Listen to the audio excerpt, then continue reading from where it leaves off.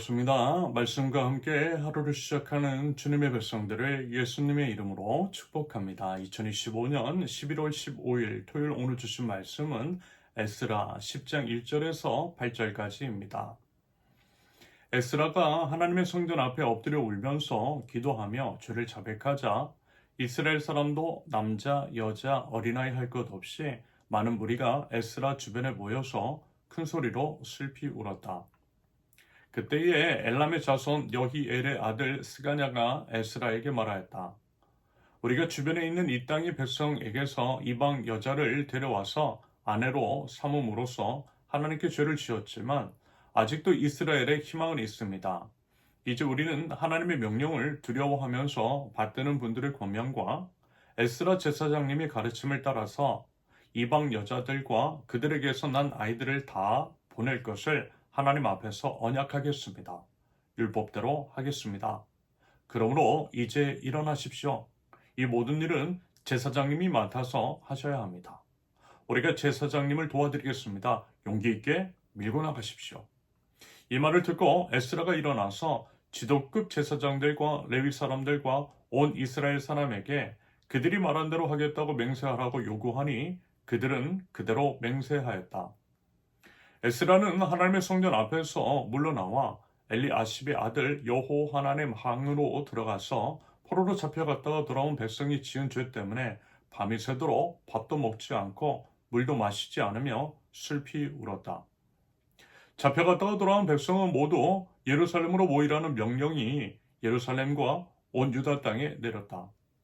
사흘 안에 오지 않는 사람은 지도자들과 원로들의 결정에 따라 재산을 빼앗고 잡혀갔다가 돌아온 백성의 모임에서 내쫓는다고 하니 아멘.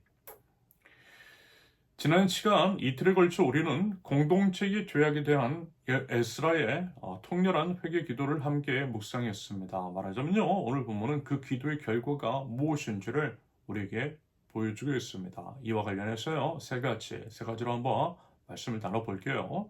첫째, 한 사람의 회개 1절입니다. 에스라 한 사람의 진정한 회개의 기도가 공동체 전체를 움직였어요. 에스라가 하나님의 성전 앞에 엎드려서 울면서 기도하는 모습을 보고 백성들이 모여들기 시작합니다. 남녀노소를 막론하고 큰 무리가 모여서 함께 슬피 울었다라고 이제 성경은 기록하고 있습니다. 여기서 이제 중요한 것은요, 당연히 이제 에스라의 기도에 담긴 진정성이겠죠. 진정성일 겁니다. 에스라는요, 형식적으로 기도하지 않았어요. 에스라의 눈물은 진짜였습니다. 그의 통곡 진심이었어요.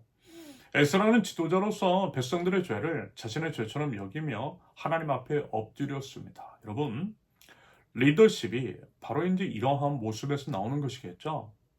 말로만 가르치는 것이 아니라 삶으로 먼저 보여주는 것. 이것이 바로 리더십이고 그러한 리더십에 힘이 있고요. 그 리더십을 믿고 또 따를 수 있는 법입니다.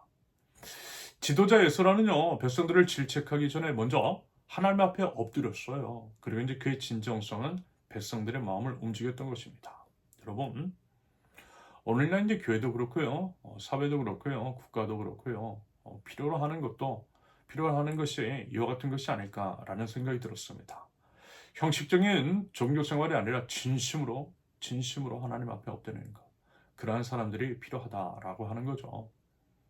한 사람의 진정한 회개가 가정을 변화시키고요, 교회를 변화시키고요, 나아가서 사회를 변화시킬 줄로 믿습니다. 여러분, 부디 그 한 사람이 저와 여러분들이 있을 수 있기를 바랍니다. 둘째, 절망이 아닌 희망, 2절에서 4절까지. 백성들이 이제 모여서 울고 있을 때 스가냐라고 하는 사람이 에스라에게 중요한 말을 해요. 하나님께 죄를 지었지만 아직도 이스라엘에 희망은 있습니다. 하나님께 죄를 지었지만 아직도 이스라엘에 희망은 있습니다. 이렇게 이야기를 해요. 죄는 인정하되 절망하지는 않았다라는 거죠. 희망을 버리지 않았다라는 거예요. 왜요? 하나님 때문에. 하나님은요, 긍휼이 풍성하신 분이시기 때문입니다. 그 하나님을 신뢰하기 때문에 여전히 그 하나님이 함께 하시기 때문에 희망은 있다라는 거예요. 그러면서요, 스가냐는 이런 제안을 하죠. 먼저 이방 여자들과 그들에게서 난 자녀들을 보낼 것을 하나님 앞에 언약한다라는 겁니다. 사실 이게 쉬운 것은 아닙니다. 자기 가족을 버려야 한다라고 하는 것이. 하지만요, 여러분, 그보다 더 중요한 것은 뭐예요? 하나님이잖아요. 하나님의 명령을 따르는 것입니다. 아울러 율법대로 하겠대요. 무슨 얘기냐? 앞으로는 이제 감정이나 상황에 따라서 움직이는 것이 아니라 하나님의 말씀을 기준 삼아서 행동하겠다라고 하는 것이었습니다. 그리고 제사장, 다시 말해서 이제 지도자 우리 에스라를 세우고 함께 하겠다라고 다짐합니다. 제사장 에스라를 도와서 이 일들을 함께 해나가겠다라는 거예요. 맞아요, 여러분. 개혁은 혼자 할 수 없는 것입니다. 지도자가 앞장서되 백성들이 함께 동참해야만 합니다. 그렇게 하겠다라고 하는 결심이었어요.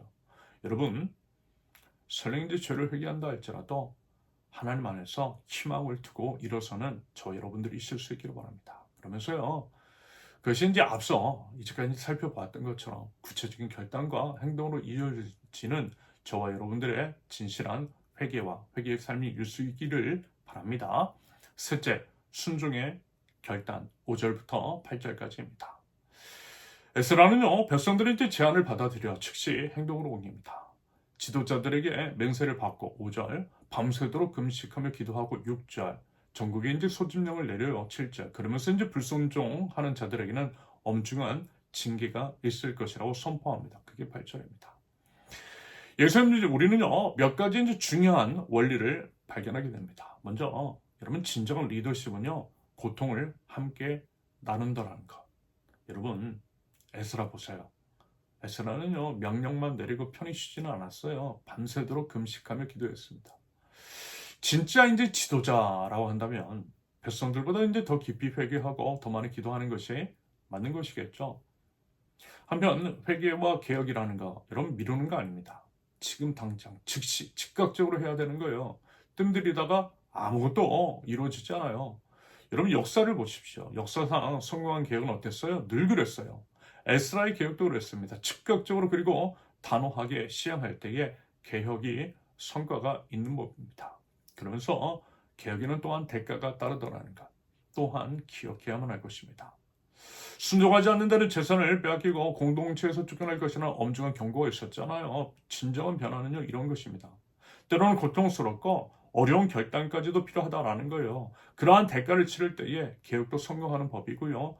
그러한 그것을 위한 순종의 결단이 꼭 있어야만 할 것입니다. 그런 결단이 저와 여러분들에게 있을 수 있기를 바랍니다. 바라기는 참 많은 것들이 무너지고 진심 어린 회개가 필요한 요즘 이때에 에스라처럼 하나님 앞에 진심하게 엎드려서 우리의 죄를 진심으로 회개하며 하나님의 말씀에 순종할 줄 아는 그런 구체적인 행동이 있는 저와 여러분들 하나님의 백성들 모두 있을 수 있기를 예수님의 이름으로 축원합니다. 함께 기도합니다. 아버지 하나님, 저희 신앙생활이 너무 형식적이었음을 이 시간 솔직하게 고백합니다. 진심으로 주님 앞에 엎드리지 못했고 하나님의 말씀에 순종하는 삶을 살지 못했습니다. 주님, 용서하여 주시옵소서. 하나님, 이제라도 진정한 변화를 허락하여 주옵소서. 그저 이제 눈물로만 끝나는 회개가 아니라 구체적인 행동으로 이어지는 회개가 있게 하여 주옵소서. 주님께서 버리라 하시는 것들을 버리고 끊으라 하시는 것들을 끊을 수 있는 그 용기 하나님 저희들에게 허락하여 주시옵소서. 가정과 교회와 세상을 변화시킬 수 있는 하나님 그 한 사람이 될 수 있도록 주님 저희를 인도하여 주시옵소서. 예수님의 이름으로 기도합니다. 아멘. 하나님께서 오늘 주신 말씀과 각자의 기도 제목을 놓고 우리 잠시 기도합니다.